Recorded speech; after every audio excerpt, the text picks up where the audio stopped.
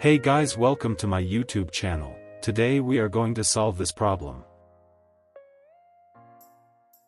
So let's begin.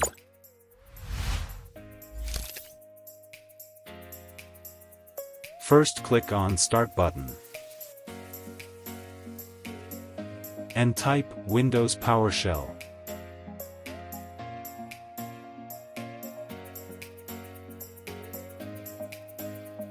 Then click on Run as Administrator.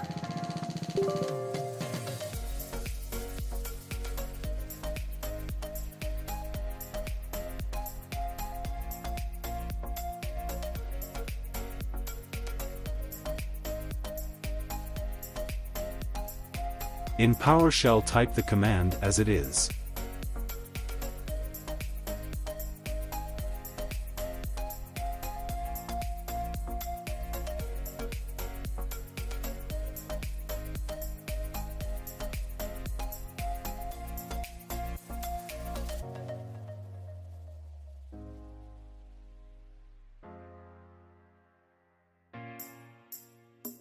Press Enter and wait for a few minutes to complete the process.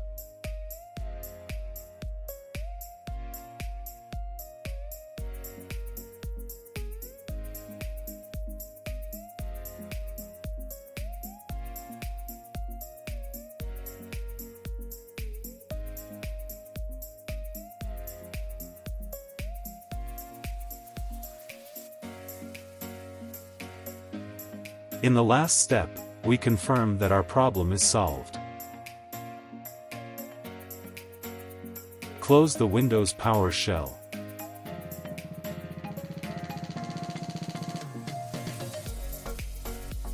Click on the Start button. And type CMD, then click on Run as Administrator.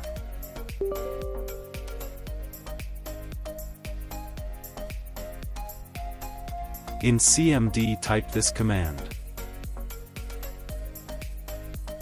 Press Enter.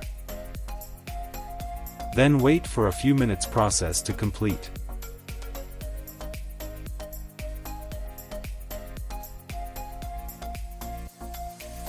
Now it will show like this. It indicates that your problem was solved. Thank you for watching, and don't forget subscribe to my YouTube channel.